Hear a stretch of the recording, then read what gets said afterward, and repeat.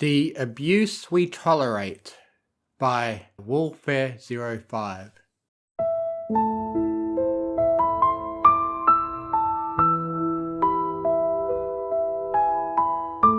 Rarity just went outside her boutique and turned to close the door. She wanted to get some vanilla and blueberry cupcakes for her and Spike. Just as she was about to turn, she saw Twilight heading her way. "Oh, why hello, darling," said Rarity cordially. "Good morning, Rarity," replied Twilight politely. Rarity noted that Twilight was quite fidgety, twirling her hooves on the ground, a clear sign that something was bothering her. Rarity decided to address the situation. "Is something the matter, Twilight? You seem rather agitated. Come on, talk to me." It's just that after you and Spike took your relationship a step further, he moved in with you and I just rarely see him.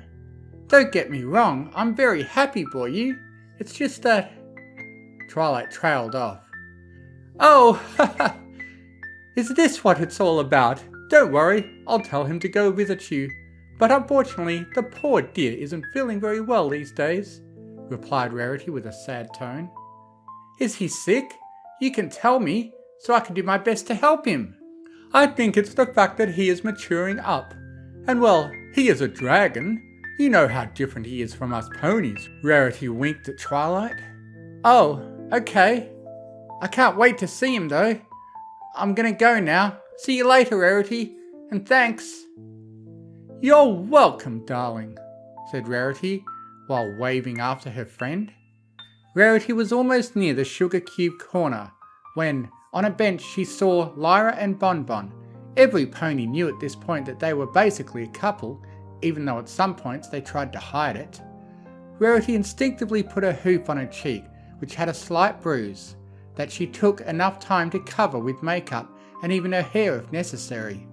She frowned slightly, shook her head, and continued her trek towards the sweets shop.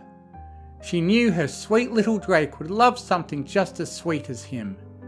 Well, metaphorically speaking at least. As the white mare entered the store, she was greeted by her pink friend that was energetically serving customers left and right.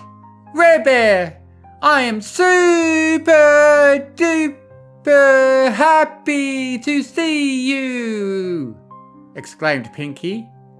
Rarity knew that all her friends were different and each had their own unique personality and traits, so she just accepted Pinky's childlike and hyperactive personality. She gently smiled at her. "Hello, Pinky dear. I just wanted to ask if I can trouble you for some cupcakes."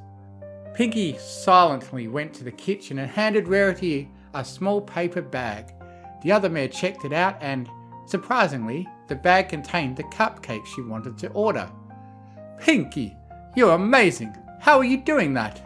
Rarity asked with genuine awe in her voice. Pinky sense, I guess," smirked the pink mare, but then Pinky frowned a bit and, concerned, asked Rarity. Rarity, not to sound rude or anything, but are you okay? Is your relationship with Spike okay?" Imperceptibly, Rarity stiffened a bit at her friend's sudden question, but she relaxed her body and tried her best to respond in the most nonchalant way she could manage. "Why, what do you mean, dear? I'm perfectly fine, and Spike is too. Our relationship is blooming like a soft, delicate flower in spring." Pinky still looked concerned, but smiled at her friend and told her, Well, I believe you then. Take care, Rares." And with that she began bouncing happily around the store once again. Rarity bid farewell to her friend and left the store. She frowned slightly as she checked her mental note of things to do before returning to her boutique. She decided that it's better to leave the cupcakes to Spike, and then either work to do other tasks. She began trotting in the direction of the Carousel boutique. "Spike, I'm home," Rarity said in a sing-song voice as she clicked the light of her boutique. She slowly walked in the direction of where she knew she will find Spike. She couldn't wait to see her beloved. "Spike, are you ignoring me? I bought you some cupcakes, my favourite. And now we can... Ew, ew, ew!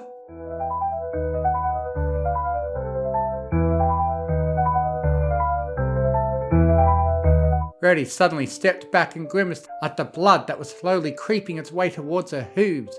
After examining the blood a bit, she lifted her head and saw its source. Spike! Oh no, no, no, no! Spike! The mare opened the gate from his cage and lifted Spike in her magical aura. Spike, what did you do? Rarity was both furious and agitated. She tried her best to think of a solution. Take him to the hospital? But what if he wakes up? But what if he dies and she doesn't take him to the hospital? With a determined look, Rarity decided to take him to the Ponyville hospital. Spike groggily woke up. He had no idea where he was, so he slowly turned his head around the room. White. A beeping noise. More white. White with purple. Oh no. Rarity? Asked the Drake warily. Spike, you're okay! Rarity replied happily. Then her voice changed. Spike, did you do what I think you did? She asked him with venom and anger in her voice. Spike shrunk away from her tone.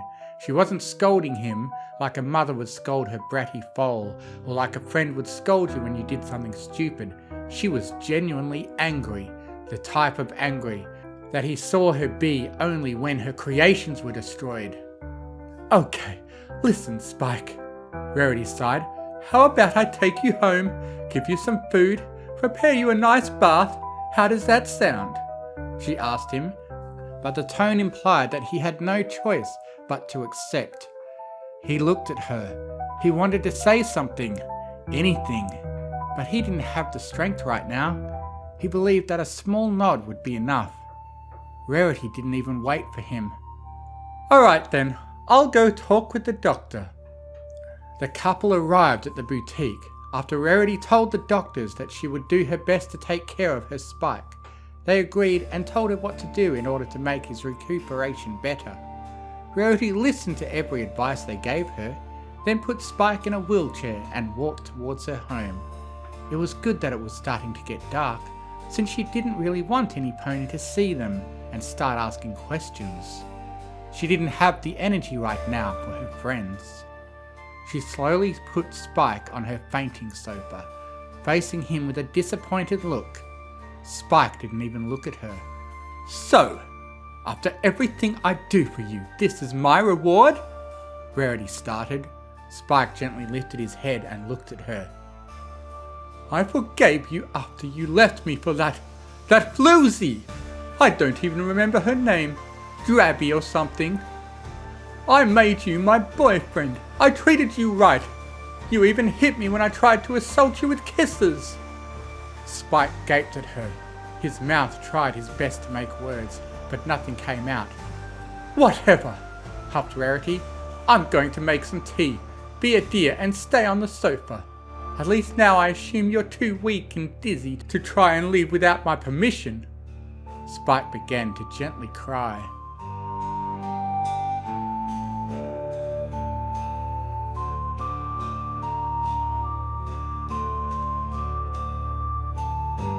How did things end up like this? Rarity was all that he wanted. She was the most beautiful mare he has ever seen. She represented her element perfectly. She was as kind as Fluttershy and almost as smart as Twilight. He was on cloud 9 when Rarity told him that she wanted him to be her boyfriend. He immediately accepted. After all, this was his dream all along. But things started to change. Rarity became possessive to the point that he barely spent time with other friends. Rarity justified this by saying that she felt hurt when he spent time with Gabby and that she doesn't want that to happen again. Spike was upset, but he accepted after all. Rarity was the most important person in his life, on the same line with Twilight. But then, things started to take a dark turn when Rarity came home one time and said she wanted a kiss. Spike leaned in, but Rarity instead bit him, hard. Spike cried out in pain and looked at her. She was laughing, saying that she heard dragons like it rough, so she wanted to test it. Even after Spike told her this wasn't okay, she insisted, so Spike just panicked and hit her across the face. She looked dumbfounded at him and then started to cry. "How dare you! You hit my beautiful face!" And she hit him back. At first, Spike didn't even realise what happened before Rarity cradled him in her arms. "Oh, Spike, I am so sorry," she said solemnly. "I swear it won't happen again. It was just, I was angry, and how about I give you some high quality gems? You'd love them." She gently smiled at him and batted her eyelashes in a way that looked almost seductive. At first, Spike was more surprised than upset, but when he saw Rarity like that and how sad and pathetic she looked, he just had to forgive her. She was his girlfriend after all, right? And she loved him. She wanted to protect him, and she was probably just misguided. Rarity wanted to learn about dragons and his culture. Good theory, bad practice, he supposed. She was sorry and promised it won't happen again, and of course he promised her that he won't tell their friends. It was a mistake after all, a couple's first true bickering. That was supposed to make your relationship stronger, right? It didn't even occur to him that it was strange when Rarity told him that he has a surprise for him. He used to give her presents too, but it was strange when said present was a cage, a very expensive, high-looking cage that looked like a tiny bedroom, but still a cage. He asked her about it, and she nonchalantly said that it was for him. He asked what she meant, what he was supposed to do to sleep in her bed, but Rarity told him that it was for the times when he was alone, just in case he gets an idea to run away, she said. Spike didn't like this, but Rarity assured him that it was only and only for when she was away. And besides, it was just like a tiny room, just for him. She said that he was supposed to be grateful, and he thanked her. But after some time, Spike started to doubt this relationship. Rarity got mad at him for even the pettiest of things, sometimes even raised her hoof at him, but right before she hit him, she apologised and said she just tried to point at something or gesticulate. It appeared that he was more of a toy rather than a partner. It got worse when Rarity didn't even let him leave her home anymore. Spike was so hopeless and sad that one day decided to do the unthinkable, end his miserable relationship in the most brutal way. He started bashing his head along the cage's bars while thinking about Rarity, his love for her, the decisions he made, her attitude towards him, how useless he felt a lot of times, how unlovable, how something, until he started to lose consciousness.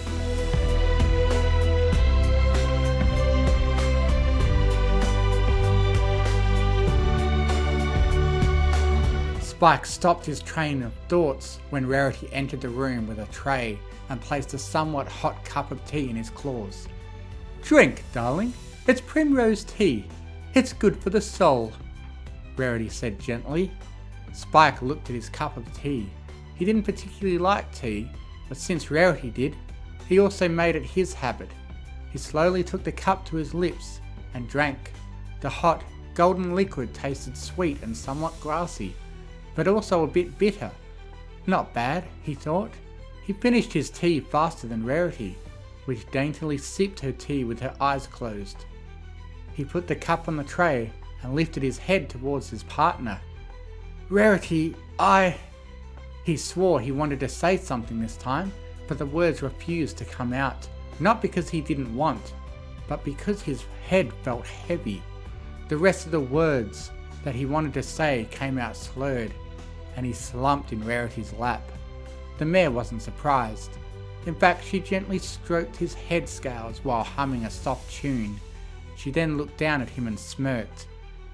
"I am sorry for this, darling, but you really need to learn something. You are mine, and my things are not allowed to break until I decide it."